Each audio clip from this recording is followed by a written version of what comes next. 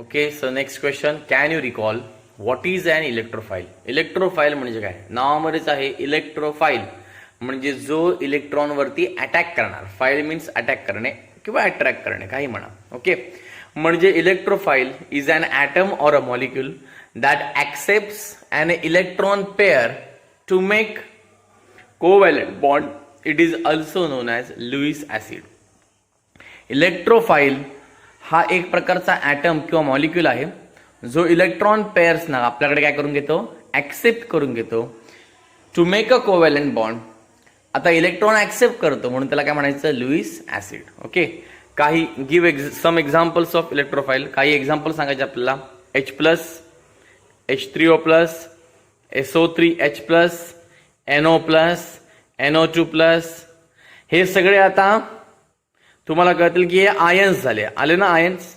Okay, म्हणजे हे काहीतरी चार्ज आपण म्हणून चार्ज इलेक्ट्रोफाईल्स आहेत. आणि हे बघा BF3, AlCl3 aluminium chloride, SO3, ZnCl2, zinc chloride, FeCl3 ferrous chloride. हे जर तुम्ही पाहिलात ना हे, तर ह्यांना म्हणायचं न्यूट्रल इलेक्ट्रोफाईल्स. जसं आपण तिकडेही पाहिलं होतं न्यूक्लिओफाईलमध्ये न्यूट्रल न्यूक्लिओफाईल, तसं इथे न्यूट्रल इलेक्ट्रोफाईल्स आहे. ते कळालं? काही एक्झाम्पल सांगतोय. H+, H3O+, SO3H+, NO+, NO2+, BF3, AlCl3, SO3, ZnCl2, FeCl3. Okay, next question आहे, what type of reactions are observed in benzene? बेन्झिनमध्ये कोणती रिॲक्शन ऑब्झर्व होते? तर बेन्झिनमध्ये बाळांनो ॲडिशन रिॲक्शन सुद्धा होते आणि सबस्टिट्यूशन सुद्धा होते. मात्र ॲडिशन रिॲक्शन खूप कमी प्रमाणात देते. कोण? बेन्झिन. बेन्झिनचं स्ट्रक्चरच असं आहे की तो ॲडिशन रिॲक्शन निग्लिजिबल प्रमाणात देतो. कळालं? म्हणजे जास्त फेवरेबल रिॲक्शन कुठली आहे? तर सबस्टिट्यूशन रिॲक्शन. आपण पाहिलेलं आहे मित्रांनो 11वी मध्ये. ओके, आणि त्यामुळे बेन्झिनमध्ये जर कुठली रिॲक्शन ऑब्झर्व होत असेल तर म्हणायचं इलेक्ट्रोफिलिक सबस्टिट्यूशन रिॲक्शन. कुठली रिॲक्शन? Electrophilic substitution reaction. त्यानंतर असा एक क्वेश्चन होता, आयडेंटिफाय. चौथा क्वेश्चन होता, identify the product A of the following reaction. Benzene ring, HNO3 nitric acid, concentrated H2SO4 आणि ए प्रोडक्ट काय आपल्याला सांगायचं आहे. ही रिॲक्शन 11वी मध्ये होती.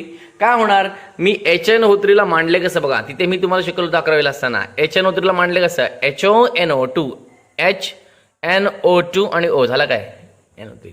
मांडायचं अशा प्रकारे. याचा अर्थ OH- आणि NO2+. कळालं? आता ह्यातला ऑब्वियस आहे इलेक्ट्रोफाईल आहे, म्हणजे जो पॉझिटिव्ह चार्जवाला आहे तो जाऊन अटॅच होणार. मग ह्यातला OH- हा कोण झाला? न्यूक्लिओफाईल. NO2+ हा कोण झाला? इलेक्ट्रोफाईल. ह्याला जाऊन अटॅच करायचं बेन्झिन रिंगला. बघा बेन्झिन रिंगला गेला की नाही अटॅच झाला. अटॅच.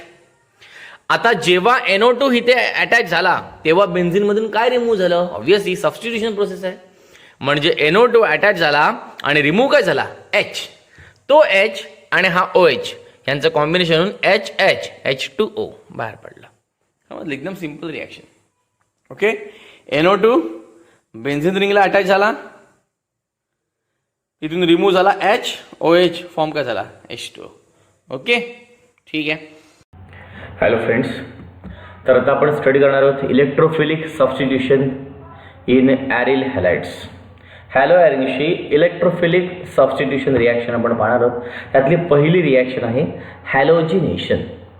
आता हॅलोजिनेशन करायचं म्हणजे काय करायचं की जो हॅलो ॲरिन आहे किंवा ॲरिल हॅलाइड आहे त्याची ट्रीटमेंट कोणावर करायची? हॅलोजन बरोबर करायची. त्या हॅलो हॅरिनला रिॲक्ट करायचं कोणत्याही एका हॅलोजन बरोबर in presence of ferric salt which acts as a Lewis acid catalyst. आणि कोणामध्ये घ्यायचं? फेरिक सॉल्टमध्ये घ्यायचं की जो as a Lewis acid catalyst म्हणून काम करतो. आपण रिॲक्शनसाठी काय घेतले बघा, एक्झाम्पल म्हणून आपण घेतले हा क्लोरोबेन्झिन तुमचा झाला ॲरिल हॅलाइड. Cl2 हा झाला आपला halogen in presence of anhydrous FeCl3. आता FeCl3 हा लुईस ॲसिड कॅटॅलिस्ट आहे. इथे पुन्हा परत Cl2 लिहायची गरज नाही आहे मित्रांनो, हा एक Cl2 भरपूर झाला. आता आपल्याला माहिती आहे की जर इथे दोन क्लोरीन ग्रुप अटॅच होत आहेत किंवा दोन ग्रुप अटॅच होतात बेन्झीन रिंगला, याचा अर्थ त्यांच्यामध्ये काहीतरी कॉम्बिनेशन असणार, ऑर्थो, मेटा किंवा पॅरा. तर मी तुम्हाला सांगितलं होतं की इलेक्ट्रोफिलिक सबस्टिट्यूशन रिॲक्शन या ऑर्थो आणि पॅराच, ऑर्थो ग्रुप आणि पॅरा ग्रुपच किंवा ऑर्थो डायरेक्टिंग आणि पॅरा डायरेक्टिंग ग्रुपच फक्त या सबस्टिट्यूशनमध्ये पार्टिसिपेट करतात. त्यामुळे मेटा पोझिशनचा ह्यामध्ये काही संबंध नाहीच आहे. मी तुम्हाला दोनच फक्त पोझिशन कन्सिडर करून चालायचे आहेत, एक ऑर्थो पोझिशन आणि एक पॅरा पोझिशन. ऑर्थो म्हणजे काय, 1 and 2, हे बघा दाखवतो 1 and 2, आणि पॅरा म्हणजे 1 and 4. Okay, 1 and 2, 1 and 4. आता तुम्हाला सबस्टिट्यूशन रिॲक्शन तर करायचीच आहे, बरोबर आहे ना. मग आपण सुद्धा तसंच केलंय, बघा लक्ष द्या, तुम्हाला कळतंय का बघा. ओके, Cl2 होता. ओके, आता त्यातला एक Cl, मी आता हे मिक्सचर तयार झालंय कोणाचं, मेजर प्रोडक्टचं आणि मायनर प्रोडक्टचं. मी पहिल्यांदा एक Cl गेला ऑर्थो पोझिशनला लावला, हा बघा ऑर्थो लावला, 1 and 2, 1 2 डायक्लोरो, 2 आहेत म्हणून डायक्लोरो बेन्झीन. अरे कळालं. आणि एक क्लोरीन आहे तो अटॅच कुठे केला, पॅरा पोझिशनला. आता ऍक्च्युली मी कन्सिडर करताना मी कसं केलंय की मला फक्त हा एकच प्रोडक्ट भेटेल. ओके, तर इथून रिमूव्ह काय झालं, ऑब्वियस आहे H, एक H आणि Cl2 मध्ये राहिलेला एक Cl, फॉर्म काय झालं, HCl. किंवा जर हे कंपाऊंड फॉर्म झालं नाही तर हे कंपाऊंड फॉर्म होईल कसं, Cl डायरेक्ट अटॅच झाला पॅरा पोझिशनला, Cl प्लस बाहेर काय पडणार, HCl. रिॲक्शन ही बॅलन्स केलेली नाहीये मित्रांनो, तुम्हाला आहे तशी ही रिॲक्शन द्यायची आहे, आपण त्यामध्ये बॅलन्स करायचं नाहीये. एकच गोष्ट करायचं आहे, जो सबस्टिट्यूएंट तुम्हाला दिसतोय कोण आहे, Cl2 मधला कोण लावायचा आपल्याला, Cl. कुठे लावायचं आहे, एकदा ऑर्थोला एकदा पॅराला. इथून बाहेर काय पडलं, H आणि Cl, कॉम्बिनेशन फॉर्म काय होणार, HCl. हे कंपाऊंड फॉर्म झालं 1,4 डायक्लोरोबेन्झीन, हे कंपाऊंड फॉर्म झालं 1,2 डायक्लोरोबेन्झीन. हे असतं मेजर प्रोडक्ट, हे असतं मायनर प्रोडक्ट. कधीही लक्षात ठेवा, पॅरा पोझिशन जी असते 1,4 ही मेजर प्रोडक्टच असते आणि 1,2 पोझिशन ही कशी असते, मायनर प्रोडक्ट असते. लक्षात आलं, are getting or not. Okay, very good. Next आपली जी प्रोसेस आहे तिचं नाव आहे नायट्रेशन, नावावरच आहे नायट्रेशन. ओके, आता याच्यामध्ये काय करायचं, it is carried out by heating haloarenes with the concentrated HNO3. मग अशा आपण हॅलोॲरिन्सला हॅलोजन बरोबर ट्रीट केलं, आता हॅलोॲरिन्सना हीट करायचं कशामध्ये, कॉन्सन्ट्रेटेड HNO3 बरोबर, म्हणजेच कोण, नायट्रिक ॲसिड बरोबर, in presence of concentrated H2SO4. Okay, कोणाबरोबर करायचं म्हणून कळालं का, हॅलोॲरिनला हीट करायचं आहे कॉन्सन्ट्रेटेड HNO3 बरोबर. HNO3 म्हणजेच कोण, नायट्रिक ॲसिड, आणि इन प्रेझेन्स ऑफ कोण आहे, कॉन्सन्ट्रेटेड H2SO4. हे कॉन्सन्ट्रेटेड HNO3 आणि हे कॉन्सन्ट्रेटेड H2SO4 या दोघांच्या कॉम्बिनेशनला म्हणायचं नायट्रेटिंग मिक्सचर. काय म्हणायचं, नायट्रेटिंग मिक्सचर. लक्षात ठेवा, कुठेतरी तुम्हाला उपयोगात येऊ शकतं. चला रिॲक्शन आपण फॉलो करूया. ही रिॲक्शन आपण मागे बघितली होती, फक्त कशा प्रकारे बघा. HNO3 कसं लिहायचं मी तुम्हाला सांगितलं होतं. कसं लिहितो आपण HNO3, HONO2. दाखवतो पाहिजे मी तुम्हाला, ठीक आहे. ओके, कसं लिहायचं मी तुम्हाला सांगितलं होतं, HONO2. समजून घ्या, मी आता हे एक्स्ट्रा लिहिलेलं आहे थोडंसं, ठीक आहे, HONO2. ओके, आता त्यातला अटॅक काय करणार आहे मी तुम्हाला सांगितलं, ऑब्वियस आहे, NO2 इलेक्ट्रोफाईल अटॅक करणार. कुठे, ऑर्थो आणि पॅरा पोझिशनला लावा. ही एक पोझिशन आहे तर इथे लागणार 2 पोझिशन आहे बघा, 2 पोझिशनला लागला. किंवा NO2 जाऊन अटॅच झाला पॅरा पोझिशनला, 1,2 किंवा 1,4. एकदम इझी आहे मित्रांनो, कळतंय ना. ओके, बघा ना, NO2 ग्रुप अटॅच झाला ऑर्थो पोझिशनला, NO2 ग्रुप अटॅच झाला पॅरा पोझिशनला. 1 क्लोरो 2 नायट्रोबेन्झीन, 1 क्लोरो 4 नायट्रोबेन्झीन. आता एक ह्याच्यात महत्त्वाचा मुद्दा म्हणजे इथून बाहेर काय पडणार आहे, तर इथे प्लस मुळे तुम्हाला यायचं आहे H2O, किंवा नाही लिहिलं तरी चालेल कारण ही रिॲक्शन बॅलन्स केलेली नाही आहे. त्यांनी फक्त काय प्रोडक्ट फॉर्म होतं ते सांगितलंय, बाय प्रोडक्ट कुठले फॉर्म होतात हे याच्यामध्ये सांगितलं नाही आहे. पण एक्स्ट्रा म्हणून मी तुम्हाला सांगतो की हे 2 प्रोडक्ट आहेत, याच्या व्यतिरिक्त अजून काय फॉर्म होणार, तर इथून काय रिमूव्ह होणार आहे, H, आणि हा कोण आहे, OH. यांचं कॉम्बिनेशन काय बाहेर पडणार आहे, H2O. ठीक आहे, आर यू गेटिंग. इझी आहे, अवघड काय नाही आहे. म्हणजे तुम्हाला फार सो इझी प्रकारे करायचं आहे की तुम्हाला जो इलेक्ट्रोफाईल आहे तो फक्त ग्रुप अटॅच करायचा आहे, एकदा ऑर्थोला एकदा पॅराला. बरं मला सांगा, ह्यातला मेजर प्रोडक्ट कोण असेल आणि मायनर प्रोडक्ट कोण असेल. ऑब्वियस आहे, हा कोण झाला आपला मेजर प्रोडक्ट आणि हा कोण झाला आपला मायनर प्रोडक्ट. कळतंय का नाही कळतंय? ओके, हा झाला आपला मेजर प्रोडक्ट आणि हा झाला आपला मायनर प्रोडक्ट. ओके, आगे बढ़ते हैं. नेक्स्ट पॉइंट पाहूया. तिसरी प्रोसेस आहे सल्फोनेशन. कुठली प्रोसेसचं नाव काय आहे? सल्फोनेशन. ओके, तर सल्फोनेशन प्रोसेस कशी आहे ते आपण पाहूया. हा आपला क्लोरोबेन्झिन. ओके, म्हणजे हा हॅलोॲरिन, याला फ्युमिंग H2SO4 बरोबर हिट करायचं. कशाबरोबर? फ्युमिंग H2SO4, म्हणजे ज्या वाफा पडतात बाहेर येतात अशा फ्युमिंग H2SO4 बरोबर त्याला आपण हिट करायचं. ते केले बघा आपण. क्लोरोबेन्झिन प्लस कोण घेतला? H2SO4 delta. आता H2SO4 ला लिहायचं कसं? HOSO3H. कसं लिहायचं? HOSO3H. हे बघा HOSO3H. त्यातला जो SO3H आहे हा इम्पॉर्टंट आहे. मी तुम्हाला मागे एक्सप्लेन केलं होतं लुईस इलेक्ट्रोफाइल्स कोणकोणते आहेत ते मी सांगितले होते. त्यामध्ये होतं बघा SO3H+. ओके, तर तो SO3H+ कुठे अटॅच करायचा आहे? एकदा ऑर्थोला एकदा पॅराला. केले बघा, एकदा ऑर्थोला एकदा पॅराला. 1 क्लोरोबेन्झिन, याचं नाव झालं 1 क्लोरोबेन्झिन सल्फोनिक ऍसिड. ह्याचं नाव झालं 4 क्लोरोबेन्झिन सल्फोनिक ऍसिड. कळते काय नाही? इथना बाय प्रोडक्ट काय बाहेर पडणार आहे? ऑब्वियस आहे. इथे राहिला होता HO म्हणजे OH आणि इथून रिमूव्ह काय झाला H. इथे पण बाय प्रोडक्ट बाहेर काय येणार आहे? H2O. कळतंय का नाही कळतंय मित्रांनो? सोप्या रिॲक्शन्स आहेत, अवघड असं काही नाही आहे. पाय तर मी एकदा पुन्हा परत तुम्हाला रिपीट करतो. ओके, होप सो तुम्हाला काल असेल. पहिली प्रोसेस आपली हॅलोजिनेशन होती, एकदम सिंपल. तुम्हाला लक्षात ठेवा, एक साऱ्या सिंपल गोष्टी मी सांगतो. Cl2 आहे बरोबर ना? तुम्हाला Cl अटॅच करायचं आहे, एक अटॅच करायचं आहे, एक ऑर्थोला एक पॅराला. इथून रिमूव्ह होणार आहे Hच होणार आहे, HCl SCl खतम. HNO3चं लिहायचं कसं? HONO2 अटॅच कोण करायचं आहे? NO2. ऑर्थोला पॅराला, ऑर्थोला पॅराला. बाय प्रोडक्ट काय बाहेर पडणार आहे? HOH H2O. सल्फोनेशनचं कसं करणार? HOSO3H HOSO3H अटॅक कोण करायचं? सॉरी, अटॅच कोण करायचं आहे? SO3H. ऑर्थोला पॅराला, ऑर्थोला पॅराला OH आणि इथून रिमूव्ह काय झाला? H. फॉर्म काय होणार? H2O. पुढची प्रोसेस आहे फ्रिडल-क्राफ्ट रिॲक्शन. आता याच्यामध्ये दोन रिॲक्शन असतात. एक आहे फ्रिडल-क्राफ्ट अल्कायलेशन आणि दुसरी आहे फ्रिडल-क्राफ्ट असायलेशन. काय वेगळं करायचं नाही, एकदम इझी आहे. ओके, हा तुमचा हॅलोॲरिन, त्याला ट्रीट करायचं अल्किल क्लोराईड बरोबर किंवा असाइल क्लोराईड बरोबर. आता अल्किल क्लोराईड बरोबर केलं की त्याला म्हणायचं फ्रिडल-क्राफ्ट अल्कायलेशन रिॲक्शन आणि असाइल क्लोराईड बरोबर केलं की काय म्हणायचं? Friedel-craft acylation reaction. कळतंय? दोन्ही रिॲक्शन दाखवतो. ठीक आहे. फ्रिडल-क्राफ्ट रिॲक्शन मध्ये हॅलोॲरिनला ट्रीट करायचं कोणाबरोबर? अल्किल क्लोराईड किंवा असाइल क्लोराईड बरोबर in presence of anhydrous AlCl3 as a catalyst. AlCl3 ला ॲज अ कॅटॅलिस्ट म्हणून ट्रीट करायचं आणि त्याच्याबरोबर रिॲक्शन कॅरी करायची. करूया. जसं की हा क्लोरोबेन्झिन आणि आपण एक अल्किल क्लोराईड म्हणजे कोण घेतला? हा मिथिल क्लोराईड घेतलाय. तर ह्यातला कोण ग्रुप अटॅच होणार आहे? बरोबर, CH3+, Cl मायनस.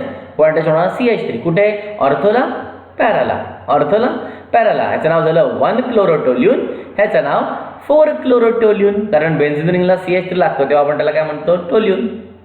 आणि बाय प्रोडक्ट काय असणार? तुम्ही इमॅजिन केलं, CH3 अटॅच झाला म्हणजे इकडे कोण राहिला? Cl आणि इथून कोण रिमूव्ह झाला? ऑब्वियस आहे, प्रत्येक वेळेला Hच बाहेर पडतो, HCl. तरी काय होणार? HCl. सोप्यात रिॲक्शन मित्रांनो, अवघड याच्यात काहीच नाही आहे. सगळ्यात सोप्या रिॲक्शन ह्या आहेत. आता आपण अल्कायलेशन पाहिली, आता आपण असायलेशन पाहूया. ओके, आपण काय घेतले? हा क्लोरोबेन्झिन, ह्याचं नाव आहे ॲसिटिल क्लोराईड. काय नाव याचं? बरोबर, ॲसिटिल क्लोराईड. काय म्हणायचं? Acetyl chloride. हा असाइल क्लोराईड आहे ना, अनहायड्रस AlCl3 ॲज इट इज राहणार. आता ह्याच्यामध्ये पॉझिटिव्ह चार्जवाला कोड आहे, हे बघा CH3C डबल बॉन्ड दिसते तुम्हाला? करतो मी त्याला underline. CH3C double bond O. हा जो दिसते तुम्हाला येलो कलरचा कंपाऊंड, हा आपला कोण झाला? इलेक्ट्रोफाइल. म्हणजे याच्यावर चार्ज काय येणार? प्लस आणि Cl वरती चार्ज मायनस. मग जाऊन अटॅच कोण होणार आहे बाळांनो? बेन्झिन रिंगला. ऑब्वियस हा येलो कलर मध्ये रंगवलेला पार्ट झाला. कुठे? एकदा ऑर्थोला आणि एकदा पॅराला. कार्बनची व्हॅलन्सी 4 म्हणून कार्बन अटॅच करायचा, नाही तर ह्या करायला CH3 आणि O करणार चालणार नाही.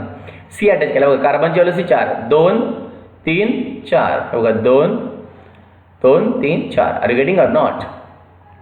ओके, समजते. आणि बाय प्रोडक्ट काय बाहेर पडणार? इथे Cl आहे, इकडून काय बाहेर पडणार? H. फॉर्म काय होणार? HCl.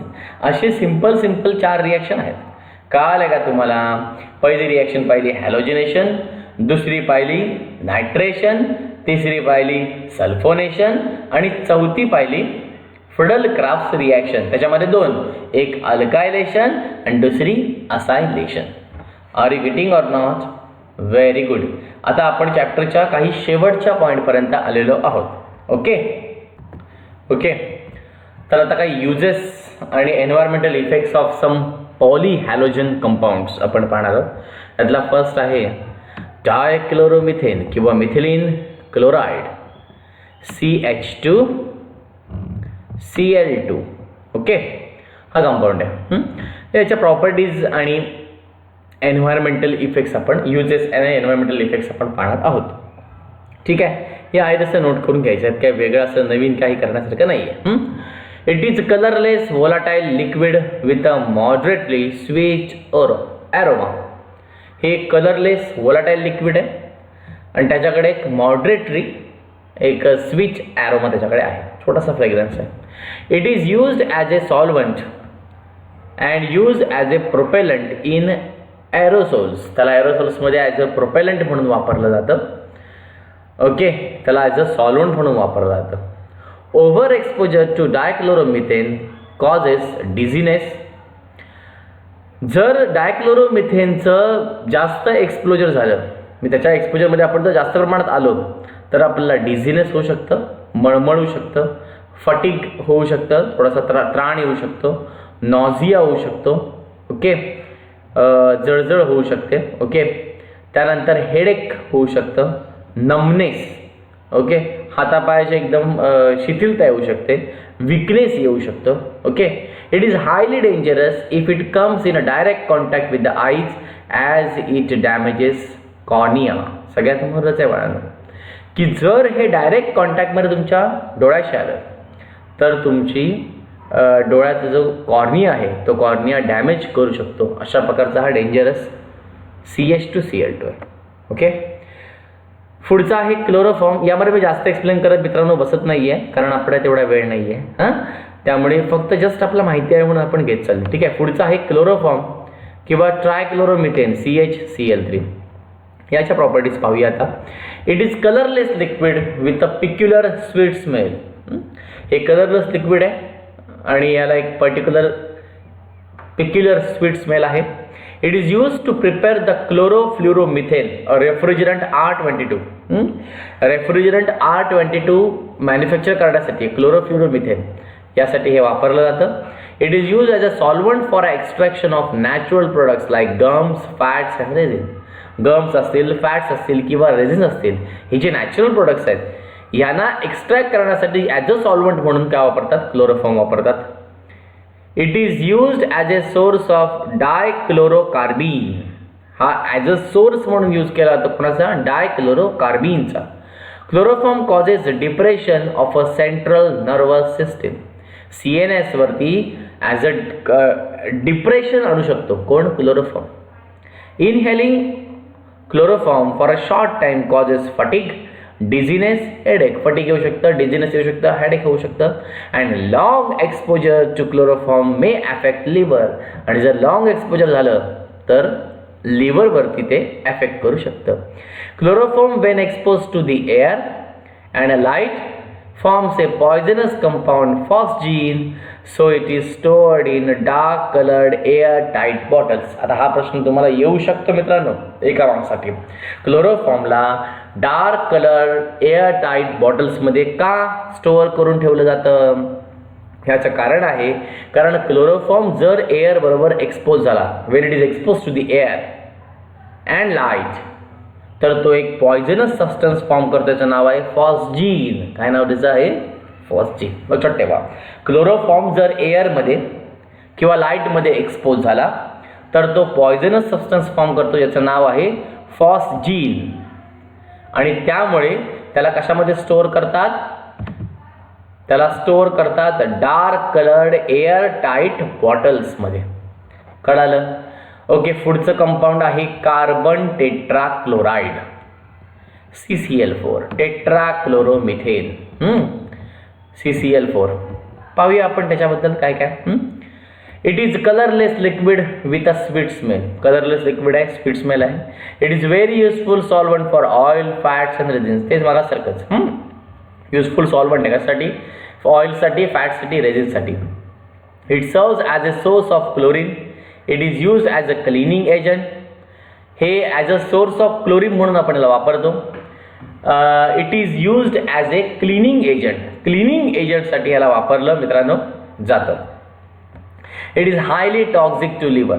लिव्हरला हायली टॉक्सिक आहे. Exposure to the high concentration of CCl4 can affect a central nervous system. High कॉन्सन्ट्रेशनमध्ये जर CCl4च्या कॉन्टॅक्टमध्ये जर आपण आलो तर मात्र आपल्या सेंट्रल नर्वस सिस्टीमवरती ते अफेक्ट करू शकतो. It is suspected to be carcinogenic. हे कॅन्सर कॉझिंग सबस्टन्स आहे. कुठलं? CCl4 कार्सिनोजेनिक आहे. Prolong exposure may cause death. It is a greenhouse gas. आणि जर आपण ह्याच्या बराच काळ याच्या एक्सपोजरमध्ये जर आपण आलो तर आपली डेथ सुद्धा होऊ शकते. It is a greenhouse gas. हा कुठला गॅस आहे? ग्रीन हाऊस गॅस आहे. Are you getting or not? Okay. ठीक आहे. पुढचा आहे जो आयोडो फॉर्म किंवा triiodomethane. Iodoform किंवा ट्राय आयोडो मिथेन. ओके. आता हे काय असतंय? तर it is yellow crystalline substance. It is yellow crystalline substance. हे येलो क्रिस्टलाइन सबस्टन्स आहे विथ अ डिसॲग्रीएबल स्मेल. खूपच हार्ड स्मेल आहे त्याची. डिसॲग्रीएबल स्मेल आहे. It is used in medicine as a healing agent. सगळ्यांना माहिती आहे की टिंक्चर आयोडीन, बरोबर ना? आयोडो फॉर्म असतो तो. आपण जखम झाली की त्याच्यावरती ते वापरतात. ॲज अ अँटीसेप्टिक म्हणून त्याला वापरलं जातं. In dressing of wounds however its use is limited. त्याला बऱ्याचशा सरकारी दवाखान्यामध्ये वापरलं जातं. मेडिसिन म्हणून, हिलिंग एजंट म्हणून वापरलं जातं. अँटीसेप्टिक वापरलं जातं for dressing wounds, dressing of wounds. मात्र याचा यूज कसा थोडासा लिमिटेड आहे. It causes irritation of skin and eyes. Skin आणि आईजचं थोडंसं इरिटेशन होतं, जळजळ होते. It may cause respiratory irritation और breathing difficulty, dizziness, nausea, depression of central nervous system and visual disturbance. जर आपण त्याच्या कॉन्टॅक्टमध्ये आलं तर स्किनचं आणि आईजचं इरिटेशन होऊ शकतं. रेस्पिरेटरी इरिटेशन होऊ शकतं. ब्रिदिंगमध्ये श्वास घेताना त्रास होऊ शकतो. डिझीनेस होऊ शकतं. नॉझिया होऊ शकतं. डिप्रेशन होऊ शकतं सेंट्रल नर्वस सिस्टीमचं. किंवा व्हिज्युअल डिस्टर्बन्स सुद्धा येऊ शकतो. दृष्टीदोष येऊ शकतो. ओके. पुढचा पार्ट आहे फ्रिऑन, जो रेफ्रिजरंट आहे बाळांनो. त्याचा आपण पाहणार आहोत. ठीक आहे. These are organic compounds of chlorine and fluorine. हा क्लोरीन आणि फ्लोरीनचा ऑर्गॅनिक कंपाऊंड आहे. Chlorofluorocarbons, CFCs. काय म्हणायचं? क्लोरो, KFC नाही, CFC. Chlorofluorocarbons, that is CFCs, are common use as refrigerant. सगळ्यांना माहिती आहे CFCs आपण ॲज अ कॉमन रेफ्रिजरेंट म्हणून वापरतो. आपल्या रेफ्रिजरेटरमध्ये पण तोच असतो. किंवा मोठ्या मोठ्या आईस फॅक्टरीमध्ये सुद्धा ॲज अ रेफ्रिजरेंट म्हणून त्यांना वापरतात. The most common representative is the most common refrigerant is difluoromethane. सगळ्यांना माहिती आहे डायफ्लोरोमिथेन. आपल्या रेफ्रिजरेटरमध्ये असणारा हा बाबा डायफ्लोरोमिथेन. फ्रिऑन 12. आणि अदर दुसरे कोण असतात? क्लोरोडायफ्लोरोमिथेन R22 आणि ट्रायक्लोरोफ्लोरोमिथेन म्हणजे कोण? R11 किंवा R11. अशा प्रकारचे हे सगळे रेफ्रिजरंट आहेत. These are use as refrigerant in fridge, air conditioning, propellant in aerosol and solvent. They are used in a blowing agent as a blowing agent in making foams and packing material. Packing material किंवा foam prepare करण्यासाठी blowing agent म्हणून यांना वापरतात. पुढे chlorofluorocarbons are responsible for ozone depletion. हे सगळ्यांना माहिती आहे. 7वी 8वीपासून आपण पाहत आलो बरोबर ना, की स्ट्रॅटोस्फिअरमध्ये असणाऱ्या ओझोनची लेअर कमी होण्याचं काम हे कोणामुळे होतं? ह्या रेफ्रिजरंटमुळे होतं. म्हणून फ्रीज जास्त काळ उघडा ठेवायचा नसतो. Okay. Regular large inhalation of freon results in breathing problem. Continuously जर आपण त्याच्या कॉन्टॅक्टमध्ये त्याला इनहेल करत राहिलो त्या रेफ्रिजरेटला तर ब्रिदिंग प्रॉब्लेम होऊ शकतं, ऑर्गन डॅमेज होऊ शकतं आणि लॉस ऑफ कॉन्सिक्वेन्स. ओके, ठीक आहे. आता शेवटचा ह्यातला जो राहिलेला आहे दॅट इज नाव बघा त्याचं केवढं मोठं नाव आहे. हां, डायक्लोरो डायफिनिल ट्रायक्लोरो इथेन. काय म्हणायचं? Dichloro diphenyl trichloro ethane, DDT, dichloro diphenyl trichloro ethane. Okay, DDT म्हणतात त्याला, बरोबर आहे. It is colourless, tasteless, odourless crystalline compound having insecticidal property. हां, टेस्टलेस आहे, कलरलेस आहे, ऑर्डरलेस आहे, क्रिस्टलाइन कंपाउंड आहे आणि ज्याच्याकडे इन्सेक्टिसिडल प्रॉपर्टी आहे, म्हणजेच इन्सेक्ट्सना मारून टाकण्याची, किल करण्याची प्रॉपर्टी त्याच्याकडे आहे. It kill insects such as house flies, mosquitoes and body lies. It was used for controlling malaria and typhus. House flies, mosquito किंवा बॉडी लाईज ह्या सगळ्यांना ह्या इन्सेक्ट्सना किल करण्याचं काम ते करते आणि त्यामुळे त्याला मलेरिया किंवा टायफॉइड किंवा टायफस आपण म्हटलं यासारख्या डिसीजेस मध्ये कंट्रोल करण्यासाठी त्याला आपण वापरलं जातं. Exposure to high doses of DDT may cause vomiting, tremors and shakiness. जास्त आपण जर त्याच्या कॉन्टॅक्टमध्ये आलो DDTच्या तर वॉमिटिंग होऊ शकतं, ट्रेमर्स होऊ शकतं, शॅकिनेस येऊ शकतो. Laboratory animal studied showed adverse effect of DDT on liver and reproduction. DDTचा ॲडवर्स इफेक्ट ॲनिमलवरती स्टडी केल्यानंतर सापडलं की लिव्हरवरती पण होऊ शकतं आणि रिप्रोडक्शनवरती पण होऊ शकतो, प्रजननामध्ये पण होऊ शकतो. DDT is a persistent organic pollutant readily absorbed in soil and tends to accumulate in an ecosystem. हा सॉईलमध्ये आहे तसाच राहतो. बाळांना सगळ्यांना माहिती आपण फवारणी करतो, सॉईलमध्ये ॲज इट इज असंच राहतं आणि सॉईल इरोजन केलं जातं, पोल्युशन घडतं एअरचं. ठीक आहे. And tends to accumulate in the ecosystem. When dissolved in oil or other lipid it is readily absorb by the skin. एखाद्या ऑइलमध्ये किंवा एखाद्या लिपिडमध्ये हा रिडीली डिझॉल्व झाल्याच्या नंतर हा रिडीली ॲब्झॉर्ब केला जातो स्किनने आपल्या. It is resistant to the मेटाबॉलिझमला हा रेझिस्ट करतो. It accumulates in fatty tissue, आपल्या फॅटी टिश्यूमध्ये जाऊन हा बसतो. There is a ban on use of DDT due to all of these adverse effect. आणि ह्या सगळ्या त्याचे ॲडवर्स इफेक्ट असल्यामुळे, हार्मफुल असल्यामुळे त्याला DDTला आपल्याकडे बॅन केलेलं आहे. ओके, तर तुम्ही पाहिलं तर DDT हे इन्सेक्टिसाईड 1873 पहिल्यांदा प्रिपेअर केलं गेलं होतं. 1939 ते इन्सेक्टिसाईड म्हणून वापरायला सुरुवात केली होती आणि नंतर मग ते 1973 पासून पूर्ण सगळीकडे केलं होतं. ठीक आहे, तर इथे आपला हा चॅप्टर संपलेला आहे मित्रांनो. आता ह्या चॅप्टरच्या ज्या काही नोट्स असतील त्या लिहून घ्या, त्याच्यावरती स्टडी करा. 1-2 दिवसामध्ये संपूर्ण चॅप्टरवरती टेस्ट लागेल.